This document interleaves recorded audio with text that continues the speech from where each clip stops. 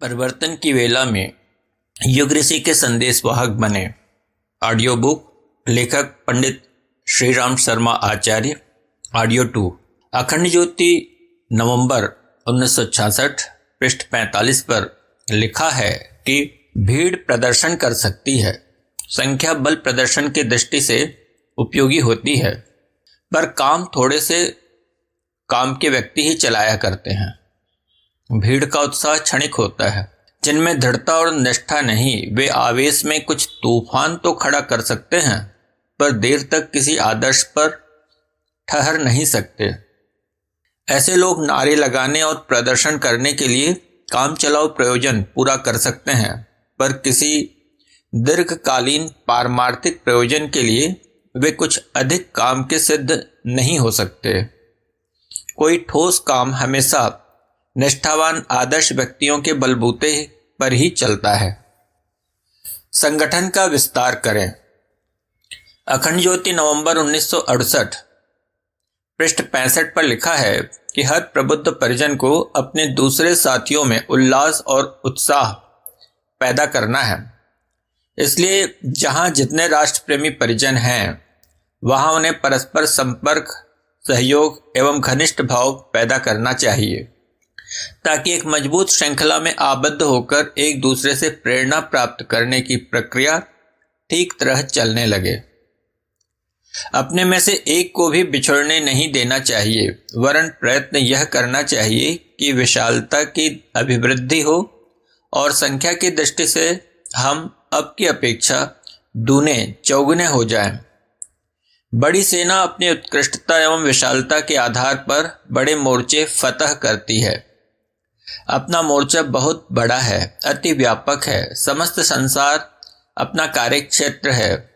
जीवन की हर दशा को प्रकाश देना और संसार की हर समस्या को सुलझाना है। इसलिए शक्ति में वृद्धि भी आवश्यक है। कहना ना होगा कि संघ शक्ति इस युग की सबसे बड़ी शक्ति है। हम जितने हैं उतने पर ही सीमित एवं संतुष्ट नहीं रह सकते हैं। मोर्चे की विशालता को देखते हुए परिवार का विस्तार होना भी अपेक्षित है। संगठन को सुदृढ़ बनाना आवश्यक। पूज्यवर ने अखंड ज्योति, जून 1971 में लिखा है कि संगठन सुदृढ़ होना जरूरी है। भीड़ का संगठन बेकार है। मुर्दों का पहाड़ इकट्ठा करने से तो बदबू ही फैलेगी। जिनके मन में कसक है, जो वस्तु स्थिति को समझ चुके हैं, उन्हीं का एक महान प्रयोजन के लिए एकत्रीकरण वास्तविक संगठन कहला सकता है। युग निर्माण परिवार संगठन में अब वे ही लोग लिए जा रहे हैं जो ज्ञान यज्ञ के लिए न्यूनतम 1 रुपया और 1 घंटा समय देने के लिए निष्ठा और तत्परता दिखाने लगे हैं। कर्मठ लोगों का संगठन बन जाने पर प्रचारात्मक अभियान को संतोषजनक स्तर तक पहुंचा देने पर ऐसी स्थिति आ जाएगी कि जो अति महत्वपूर्ण इन दिनों शक्ति एवं स्थिति के अभाव में कर नहीं पा रहे हैं, वे आसानी से किए जा सके।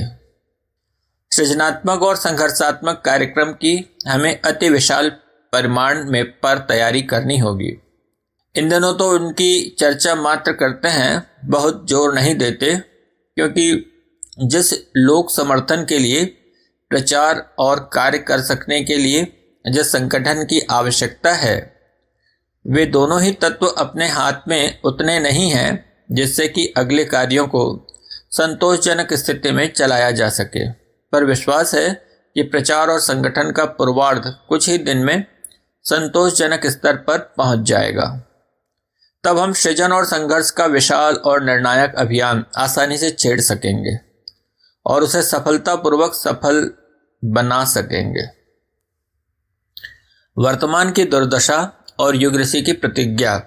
पूज्य गुरुदेव ने शपथ पूर्वक ज्ञान यज्ञ की महत्ता बताते हुए अखंड ज्योति सन 1969 में लिखा है कि नैतिक एवं सांस्कृतिक पुनरुत्थान की महती प्रक्रिया को व्यापक बनाने के लिए अपना ज्ञान यज्ञ इस युग का महानतम अभियान है। आज अविवेक ने विवेक का स्थान ग्रहण कर लिया है। इसे पदच्युत करना है। यह उचित न होगा कि अज्ञान की दशो दिशाओं में विजय दुंदुभि बजे और ज्ञान एक कोने में पद दलित बना बिलखता रहे। जनमानस में अनाचार के प्रति सम्मान एवं आकर्षण और आदर्शवादिता के प्रति तिरस्कार बहिष्कार की प्रवृत्ति बढ़ चले, यह असह्य है। मानव जीवन में उत्कृष्टता के लिए स्थान न मिले और पशु प्रवृत्तियों के आधार पर सारी रीति नीति चल पड़े, इसे दुर्घटना जैसा दुर्भाग्य ही कहना चाहिए। आदर्श चर्चा करने और सुनने को बहुत मिलती है, पर व्यवहार में उसके दर्शन भी नहीं होते। जो सोचा और किया जाता है वह निकृष्ट कोटि का होता है। वासना और तृष्णा के अतिरिक्त और कोई आकांक्षा ही शेष नहीं रहे तो ऐसे मानव समाज को नर पशुओं का झुंड ही कहा जाएगा। इन परिस्थितियों में व्यक्ति को असंतोष की आग में जलते रहने और समाज को असंख्य विपत्तियों एवं उलझनों में उलझे हुए सर्वनाश की ओर बढ़ चलने के दुष्परिणाम ही भुगतने पड़ सकते हैं। सो ही सर्वग्राही विभीषिकाओं में हम व्यक्ति और समाज को बुरी तरह ग्रस्त, संतप्त और विक्षुब्ध बना देख भी रहे हैं। इस स्थिति को यथावत नहीं चलने दिया जा सकता। देर से जिस दिशा में कदम बढ़ते चले आ रहे हैं उन्हें और भी आगे बढ़ते रहने देने में भारी जोखिम है।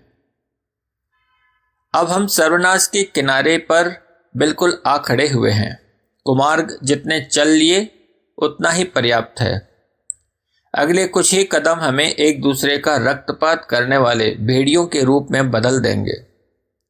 अनीति और अज्ञान से ओतप्रोत समाज सामूहिक आत्महत्या कर बैठेगा। अब हमें पीछे लौटना होगा। सामूहिक आत्महत्या हमें अभिष्ट नहीं। नरक की आग में जलते रहना हमें अस्वीकार है। मानवता को निकृष्टता के कलंक से कलंकित बनी न रहने देंगे। पतन और विनाश हमारा लक्ष्य नहीं हो सकता। दुर्बुद्धि और दुष्प्रवृत्तियों को सिंहासन पर विराजमान रहने देना सहन न करेंगे। अज्ञान और अविवेक की सत्ता शिरोधार्य किए रहना अब अशक्य है। हम इन परिस्थितियों को बदलेंगे, उन्हें बदलकर ही रहेंगे। शपथ पूर्वक परिवर्तन के पथ पर हम चले हैं और जब तक सामर्थ्य की एक बूंद भी शेष है तब तक चलते ही रहेंगे। अविवेक को पदच्युत करेंगे। जब तक विवेक को मूर्धन्य बना लेंगे तब तक चैन न लेंगे। उत्कृष्टता और आदर्शवादिता की प्रकाश किरणें हर अंतःकरण तक पहुंचाएंगे और वासना और तृष्णा के निकृष्ट दलदल से मानवीय चेतना को विमुक्त करके रहेंगे। मानव समाज को सदा के लिए दुर्भाग्यग्रस्त नहीं रखा जा सकता। उसे महान आदर्शों के अनुरूप ढलने और बदलने के लिए बलपूर्वक घसीट ले चलेंगे। पाप और पतन का युग बदलना चाहिए, उसे बदल कर रहेंगे। इसी धरती पर स्वर्ग का अवतरण और इसी मानव प्राणी में देवत्व का उदय हमें अभीष्ट है और इसके लिए भगीरथ तप करेंगे। ज्ञान की गंगा को भूलोक में लाया जाएगा और उसके पुण्य जल में स्नान करा के कोटि कोटि नर पशुओं को नर नारायणों में परिवर्तित किया जाएगा। इसी महान शपथ और व्रत को ज्ञान यज्ञ के रूप में परिवर्तित किया गया है। विचार क्रांति की आग में गंदगी का कूड़ा करकट जलाने के लिए होलिका दहन जैसा अपना अभियान है। अनीति और अनौचित्य के गलित कुष्ठ से विश्वमानव का शरीर विमुक्त करेंगे। समग्र कायाकल्प का युग परिवर्तन का लक्ष्य पूरा ही किया जाएगा।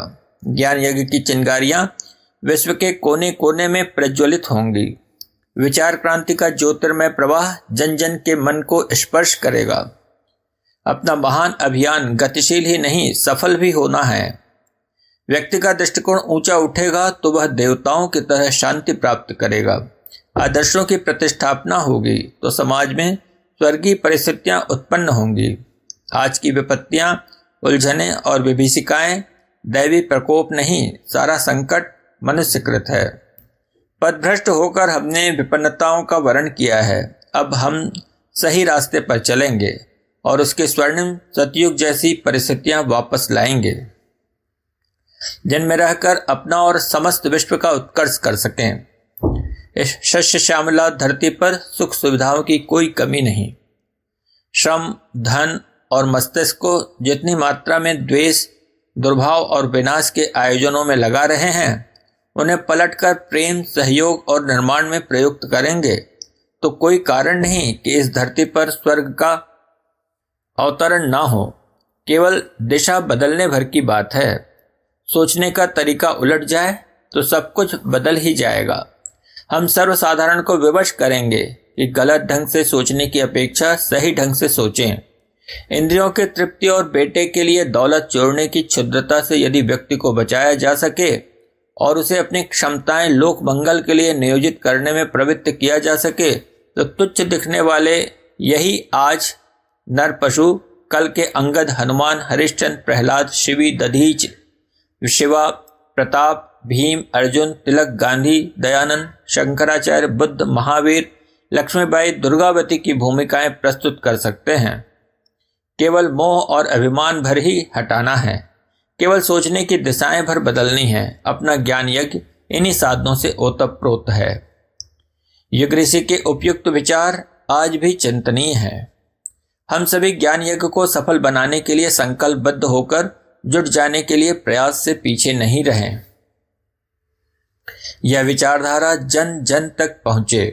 अखंड ज्योति अगस्त 1967 पृष्ठ 40-41 पर लिखा है कि हम युग निर्माण योजना के अंतर्गत इन दिनों आग उगलने वाला, जनमानस को उलट पुलट कर रख देने वाला अत्यंत सस्ता और अत्यंत उत्कृष्ट स्तर का साहित्य सृजन किया जा रहा है। पर इसका वास्तविक लाभ तभी हो सकता है जब उसे जन साधारण के अंतःकरण तक पहुंचने का अवसर मिले। आज लोगों में उत्कृष्ट स्तर की विचारधारा को पढ़ने, सुनने, समझने, हृदयंगम करने की तनिक भी क्षमता नहीं रही। लोगों की इस ओर जरा भी रुचि नहीं है। यह रुचि पैदा करना अपना काम है। चाय और बीड़ी के प्रचारकों ने के अपने प्रबल प्रयत्नों ने इन गंदी चीजों को जनजीवन का अंग बना दिया। तो क्या हम गायत्री परिवार के प्रबुद्ध परिजन ऐसी जन रुचि उत्पन्न नहीं कर सकते जिसके आधार पर सर्वसाधारण के मस्तिष्क एवं अंतःकरण उलट पुलट कर रखे जा सकें? यह संभव है और सर्वथा सरल है। युग की मांग यही है। आवश्यकता केवल हमारे थोड़े से त्याग और थोड़े से साहस की है। इन पंक्तियों द्वारा उसी का आह्वान किया जा रहा है। अखंड ज्योति अगस्त 1967 पृष्ठ 41 पर लिखा है, हम अभिनव विचारों का सृजन करेंगे। परिजन उन्हें जन सामान्य में प्रवेश कराने का प्रबल प्रयत्न करें। पढ़ों को पढ़ाया जाए, अनपढ़ों को सुनाया जाए तो यह विचार क्रांति प्रत्येक व्यक्ति के अंतःकरण में एक चिंगारी बनकर जम सकती है और देखते देखते प्रचंड ज्वाला के रूप में परिणत हो सकती है। इंजेक्शन कैसा ही उपयोगी क्यों ना हो, डॉक्टर की उंगलियां ही उसे रोगी के शरीर में प्रवेश करा सकती हैं। बंदूक, कारतूस कितने ही कीमती क्यों ना हो, चलाएगा तो उन्हें सैनिक ही। हम कितना ही प्रेरक साहित्य विनिर्मित करें, परिजनों के प्रबल प्रयास बिना वह जनमानस में व्यापक रूप में प्रवेश न कर सकेगा। इस समस्या को हल करने के लिए परिजनों का जो भी योगदान होगा वह ज्ञान यज्ञ में महानतम पुण्य परमार्थ ही माना जाएगा। अखंड ज्योति जून 1971 पृष्ठ 58-59 पर ज्ञान यज्ञ विचार क्रांति ही युग धर्म शीर्षक से लिखा गया है कि आज की समस्त उलझनों और विपत्तियों का मात्र एक ही कारण है, मनुष्य की विचार विकृति। दुर्भावनाओं और दुष्प्रवृत्तियों ने ही शारीरिक, मानसिक, आर्थिक, पारिवारिक, राजनीतिक संकट खड़े किए हैं। बाह्य उपचारों से, पत्ते सींचने से कुछ बन नहीं पड़ेगा। हमें मूल तक जाना चाहिए और जहां से संकट उत्पन्न होते हैं उस छेद को बंद करना चाहिए। कहना ना होगा कि विचारों और भावनाओं का स्तर गिर जाना ही समस्त संकटों का केंद्र बिंदु है। हमें इसी मर्म स्थल पर तीर चलाने चाहिए। हमें ज्ञान यज्ञ और विचार क्रांति को ही इस युग की सर्वोपरि आवश्यकता एवं समस्त विकृतियों की एकमात्र चिकित्सा मानकर चलना चाहिए और उन उपायों को अपनाना चाहिए जिनसे मानवीय विचारणा एवं आकांक्षा को निकृष्टता से विरत कर उत्कृष्टता का स्तर उन्मुख किया जा सके। ज्ञान यज्ञ की सारी योजना इसी लक्ष्य को ध्यान में रखकर बनाई गई है। हमें अर्जुन को लक्ष्य भेदते समय मछली की आंख देखने की तरह केवल युग की आवश्यकता विचार क्रांति पर ही ध्यान एकत्रित करना चाहिए और केवल उन्हीं परमार्थ प्रयोजनों को हाथ में लेना चाहिए जो ज्ञान यज्ञ के पुण्य प्रयोजन को पूरा कर सकें। अन्यान्य कार्यक्रमों से हमें अपना मन बिल्कुल हटा लेना चाहिए। शक्ति बिखेर देने से कोई काम पूरा नहीं हो सकता। हमारा परामर्श परिजनों को यही है कि वे परमार्थ भावना से सचमुच कुछ करना चाहते हों तो उस कार्य को 1000 बार इस कसौटी पर कस लें कि इस प्रयोग से आज की मानवीय दुर्बुद्धि को उलटने के लिए अभिष्ट प्रबल पुरुषार्थ की पूर्ति इससे होती है या नहीं। शारीरिक सुख सुविधाएं पहुंचाने वाले धर्म पुण्य को अभी कुछ समय रोका जा सकता है, वे पीछे भी हो सकते हैं, पर आज की तात्कालिक आवश्यकता तो विचार क्रांति एवं भावनात्मक नवनिर्माण ही है। तो उसी की को आपत्ति धर्म युग धर्म मानकर सर्वतोभावेन हमें उसी प्रयोजन में निरत हो जाना चाहिए। ज्ञान यज्ञ के कार्य इमारतों की तरह प्रत्यक्ष नहीं दिखते और स्मारक की तरह वाहवाही का प्रयोजन पूरा नहीं करते, तो भी उपयोगिता की दृष्टि से ईंट चूने की इमारतें बनाने की अपेक्षा इन भावनात्मक परमार्थों का परिणाम लाख करोड़ गुना अधिक है। हमें वाहवाही लूटने की तुच्छता से आगे बढ़कर वे कार्य हाथ में लेने चाहिए जिनके ऊपर मानव जाति का भाग्य और भविष्य निर्भर है। यह प्रक्रिया ज्ञान यज्ञ का होता अध्वर्यु बने बिना और किसी तरह पूरी नहीं होती। अगणित समस्याओं का हल। अखंड ज्योति दिसंबर 1967 पृष्ठ 33 पर लिखा है कि व्यक्ति और समाज के सामने आज अगणित समस्या, उलझने और कठिनाइयां मौजूद हैं। इन्हें सामयिक उपायों से हल नहीं किया जा सकता है। समस्त कठिनाइयों का एक ही उद्गम है, मानवीय दुर्बुद्धि। इसे हटाए बिना एक भी समस्या हल ना होगी और प्रतिबंधों से, संघर्ष और युद्धों से दुष्टता को रोका नहीं जा सकेगा। उसका आध्यात्मिक स्तर पर ही समाधान संभव है। जिस उपाय से दुर्बुद्धि को हटाकर सद्बुद्धि स्थापित की जा सके, वही मानव कल्याण का, विश्व शांति का समाधान कारक मार्ग हो सकता है। ज्ञान यज्ञ का स्वरूप। अखंड ज्योति दिसंबर 1967 पृष्ठ 33 पर लिखा है कि एक विश्वव्यापी ऐसा विचार क्रांति अभियान खड़ा करना होगा जिससे मनुष्य को अपनी दुर्बुद्धि को समझने और उसके द्वारा होने वाली अपार हानि का अनुमान लगाने का अवसर मिले। अब तक परंपरा के नाम पर, धर्म संप्रदाय के नाम पर लोग प्राचीन धर्मों का पक्षपात एवं समर्थन करने के आदी रहे हैं। स्वतंत्र विचारधारा के लिए, विवेक पूजा के लिए अवसर नहीं आने दिया गया। जो ढर्रा चल रहा है उसी में बहते रहने में लोगों ने सरलता समझी है और जिसका अभ्यास है उसी को उत्तम माना है। यह बौद्धिक गुलामी चिरकाल से हमारे मस्तिष्कों को आच्छादित किए हुए हैं। फलतः विवेक बुद्धि इतनी कुंठित हो गई है कि सत्य असत्य और उचित अनुचित का सही निर्णय कर सकना कठिन हो गया है।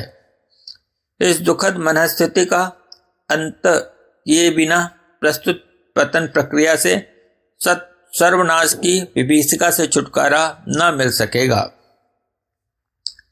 युग की महती आवश्यकता को पूर्ण करने के लिए जग निर्माण योजना का प्रथम चरण ज्ञान यज्ञ के रूप में प्रस्तुत हुआ है। इस अभियान के अंतर्गत हर व्यक्ति को स्वतंत्र चिंतन के लिए आमंत्रित किया जाएगा।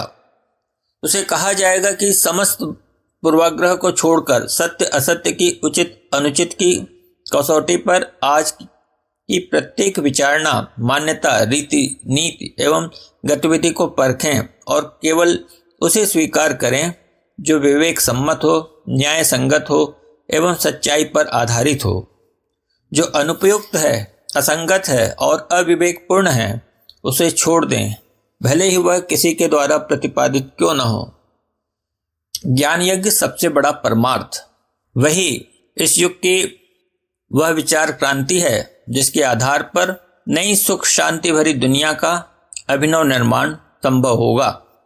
ज्ञान यज्ञ सबसे बड़ा परमार्थ। अखंड ज्योति दिसंबर 1967 पृष्ठ 34 पर लिखा है कि हमारा ज्ञान यज्ञ इस युग का सबसे बड़ा परमार्थ है। युग की आवश्यकता इसी से पूर्ण होगी। अभी इस अभियान को गायत्री परिजनों के माध्यम से आरंभ किया गया है। उन्हें ही इसका होता यजमान, अध्वर्यु, उद्गाता और आचार्य बनने के लिए आमंत्रित किया गया है।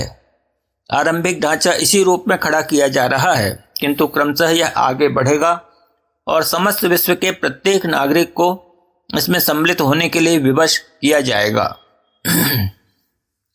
जिस प्रकार ईसाई धर्म प्रचारकों ने अपने मंतव्य को विश्वव्यापी बनाने और जनमानस में उतारने के लिए बाइबल के अध्यायों को अत्यंत सस्ते मूल्य में करोड़ों की संख्या में छापा था, उसी तरह जीवन साहित्य के निर्माण ही नहीं, प्रचार की भी व्यवस्था ज्ञान यज्ञ के अंतर्गत की जानी है।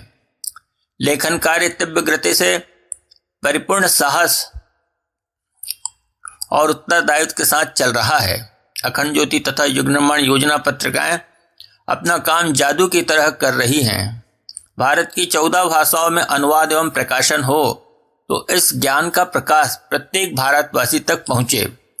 इसी प्रकार संसार की प्रमुख 100 भाषाओं में उसका अनुवाद प्रकाशन हो तो ज्ञान यज्ञ का संदेश प्रत्येक विश्व नागरिक के पास पहुंचे।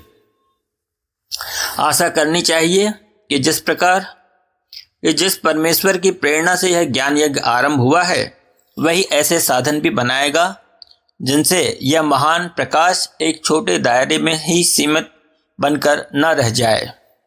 ज्ञान यज्ञ सबसे महान और व्यापक अभियान। अखंड ज्योति दिसंबर 1967 पृष्ठ 35-36 पर लिखा है कि हमारे ज्ञान यज्ञ को इस युग का, इस शताब्दी का, इस सहस्राब्दी का सबसे महत्वपूर्ण, सबसे महान एवं सबसे व्यापक अभियान कहा जा सकता है। यो धन एवं प्रदर्शन की दृष्टि से इसका रूप सामान्य ही है, पर आज आरंभिक स्थिति में भी लाखों व्यक्ति इसके संपर्क में हैं और अपने परिवार की तथा अन्य अनेकों की विचारधारा को उलट पुलट करने में संलग्न हैं। यह एक ध्रुव सत्य है कि विचार बदलने के साथ मनुष्य के कार्य भी बदलते हैं। जो शक्तियां आज आसुरी एवं ध्वंसक बनी हुई हैं, वे यदि कल दैवी एवं रचनात्मक बन जाएं, तो विनाश के स्थान पर निर्माण की, नरक के स्थान पर स्वर्ग की गतिविधियां परिलक्षित होंगी। इमारतें और कारखाने बनाना सरल है। स्कूल और बांध भी थोड़ी अर्थव्यवस्था हो जाने पर आसानी से बन सकते हैं। असली काम व्यक्ति निर्माण का है, जो जितना ही कठिन है उतना ही महत्वपूर्ण भी। ताजमहल बनाने वाले शाहजहां की तुलना में समर्थ गुरु रामदास द्वारा शिवाजी का निर्माण अधिक महत्वपूर्ण है। गांधी की तुलना में टाटा के लौह संस्थानों से नहीं की जा सकती। गांधी की तुलना टाटा के लौह संस्थानों से नहीं की जा सकती। निजाम का सारा स्वर्णकोश लोकमान्य तिलक के मूल्य से बढ़कर नहीं हो सकता। किसी समाज की असली संपत्ति उसके चरित्रवान, मनस्वी और परमार्थ परायण व्यक्ति ही होते हैं। वे ही करोड़ों जीवनों को प्रभावित करते, वातावरण को बदलते और अंधकार में प्रकाश उत्पन्न करते हैं। ऐसे सत्पुरुषों का निर्माण कार्य जिस संस्थान द्वारा होता है, उसे इस धरती पर अवतरित देवदूत ही माना जाएगा। इस दृष्टि से अपना ज्ञान यज्ञ एक ऐसा ही ऐतिहासिक अभियान है जिसे भावी पीढ़ियां लाखों वर्षों तक विस्मरण न कर सकेंगी। ज्ञान यज्ञ विश्वव्यापी बनेगा। ज्ञान यज्ञ का अभी उषा काल है, उसमें से अग्नि की लपटें फूटने लगी हैं। अभी उसे विश्वव्यापी ऐसी प्रचंड दावानल का रूप धारण करना शेष है, जिसकी आग में मानव समाज के समस्त पाप ताप जल जाएं और शुद्ध स्वर्ण जैसा क्रांतिमान होकर वह विश्व मंगल का सूत्रपात कर सके। विश्व का प्रत्येक नागरिक उससे एक नया प्रकाश, नया प्रभाव ग्रहण करेगा। यह सब कुछ कुतूहल वर्धक प्रचार कार्य नहीं, वरन मनोभूमि का परिवर्तन है, जो व्यक्तियों को कुछ सुझाव मात्र नहीं देगा, वरन उनकी जीवन दिशा और क्रिया पद्धति को ही पलट कर रख देगा। आज जो भारभूत निकम्मे व्यक्ति दिखते हैं, कल वे ही एक से एक बढ़ चढ़कर महत्वपूर्ण भूमिकाएं प्रस्तुत करेंगे। ऐसा होगा अपने ज्ञान यज्ञ का प्रभाव। यह कल्पना नहीं, सच्चाई है, जिसे कुछ ही वर्षों में हर कोई अपनी इन्हीं आंखों से मूर्तिमान प्रत्यक्ष देख सकेगा। ज्ञान यज्ञ अश्वमेध का रूप धारण करेगा। अखंड ज्योति दिसंबर 1967 पृष्ठ 36 पर लिखा है कि ज्ञान यज्ञ से परिष्कृत मनोभूमि अपनी एक संघर्ष भूमिका प्रस्तुत करेगी। सड़ी गली जीर्णता अपने विकृत रूप में जहां कहीं जड़ जमाए बैठी होगी, वहां से उसे उठाकर फेंकने के लिए एक और कदम बढ़ाना पड़ेगा। ज्ञान यज्ञ से प्रभाव ग्रहण करने की क्षमता केवल संस्कारवान व्यक्तियों में ही होती है। जिनमें जड़ता और दुष्टता मजबूती से जड़ जमाए बैठी है, वे न इस प्रभाव को ग्रहण करते हैं और न बदलते हैं। उनके भाग्य में दुर्गति ही लिखी है। इन कराल काल की दाढ़ों में चिपके हुए मरण धर्मा सभी प्राणियों पर महाकाल का प्रकोप होना है और उनकी लाशों को ठिकाने लगाने का कार्य आखिर इन प्रबुद्ध व्यक्तियों को ही करना है। एक देवासुर संग्राम फिर होगा। गुर्राने वाली असुरता का मोह तो तोड़ा ही जाएगा। न बदलने के लिए आग्रह किए बैठे लोगों को युग के अनुरूप बदलने के लिए विवश किया ही जाएगा। इसमें हाथापाई होनी ही है। ज्ञान यज्ञ अंत में एक ऐसे अश्वमेध का रूप धारण करेगा जिससे समस्त दुर्बुद्धि और दुष्टता का तिरोधान हो जाए। 7 फरवरी 1979 को गुरुदेव ने प्रवचन में बोला, मित्रों, अकल को बढ़ाने के लिए जनमानस के परिष्कार के लिए युग देवता ने महाकाल ने पुकार लगाई है। अगर आप कृपणता को त्यागने के लिए तैयार हों, सेवावृत्ति के लिए उदारता से तैयार हों, तो मैं आपसे वायदा करता हूं कि गायत्री माता का वह चमत्कार जो ऋषियों को मिला था, ब्राह्मणों को मिला था और हमको मिला है, उसका लाभ आप भी उठा सकेंगे। उपयुक्त विचारों पर हम सभी गंभीरता से चिंतन मनन करें। जैसे अश्वमेध यज्ञों में तन मन धन से समय दान देकर कार्य किया है, उससे ज्यादा प्रयास ज्ञान यज्ञ प्रचारक बनाने में करना चाहिए। ज्ञान दीप प्रदीप्त रखें। अखंड ज्योति दिसंबर 1967 पृष्ठ 38 पर लिखा है, हमारा ज्ञान यज्ञ इस युग का सबसे महान ऐतिहासिक अभियान है। इसमें गायत्री परिवार के प्रत्येक परिजन को प्रतिस्पर्धा पूर्वक आत्मयोग प्रदान करना चाहिए।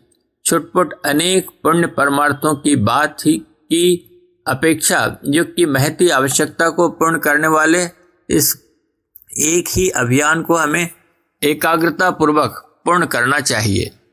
संस्कृति की सीता को अज्ञान असुर के चंगुल से छुड़ाना हम रीछ वानरों का ही लक्ष्य और एक ही कार्यक्रम होना चाहिए।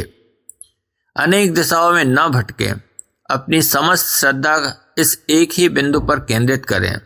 हनुमान की तरह राम काज कीन्हे बिना मोहि कहाँ विश्राम की एक ही रट लगानी चाहिए और अपने को तिल तिल कर जलाकर संसार में सद्ज्ञान का प्रकाश करने वाले इस ज्ञान दीप को प्रदीप्त रखने में बड़े से बड़ा पुरुषार्थ, बड़े से बड़ा त्याग बलिदान करने में संकोच नहीं करना चाहिए। विचार क्रांति की आवश्यकता। अखंड ज्योति अक्टूबर 1992 पृष्ठ 56 पर लिखा है कि हमारे गुरुदेव की आवश्यकता थी। उनके इशारे पर हम कठपुतली के तरीके से नाचते रहें। उनके इशारे का हमको ध्यान है।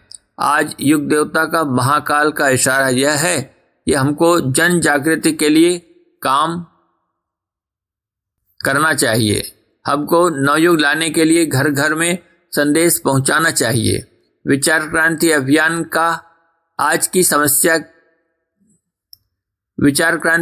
आज की सबसे बड़ी आवश्यकता है, क्योंकि इस युग की सभी समस्याएं इसलिए पैदा हुई हैं कि आदमी की अकल खराब हो गई है। न पैसा कम है, न कोई चीज कम है, अकल खराब है। अकल ठीक करने के लिए हमको विचार क्रांति में हिस्सा लेना चाहिए। व्यक्ति और समाज, देश और धर्म, संस्कृति के लिए, मानवीय भविष्य को उज्जवल बनाने के लिए हमको एक काम करना चाहिए कि ज्ञान यज्ञ के विस्तार के लिए कोशिश करें, प्रयास करें, घर घर में जाएं, जन जन के पास जाएं, अलग जगाएं, नवयुग का संदेश सुनाएं और यह कहें कि आदमी को कृपणता छोड़नी चाहिए, अपनी मनस्थिति को ऊंचा बनाना चाहिए, चिंतन और चरित्र में ऊंचाइयों का, उत्कृष्टता का समावेश करना चाहिए, क्रियाकलापों में आदर्शवादिता का समन्वय करना चाहिए। यही हमारा विचार क्रांति अभियान है। विश्व शांति के लिए विचार क्रांति आवश्यक। अखंड ज्योति अगस्त 1969 पृष्ठ 7 पर लिखा है कि सारी विपत्तियां दुर्बुद्धि को उत्पन्न करती हैं। अवांछनीय विचारणाएं ही हैं जो नरक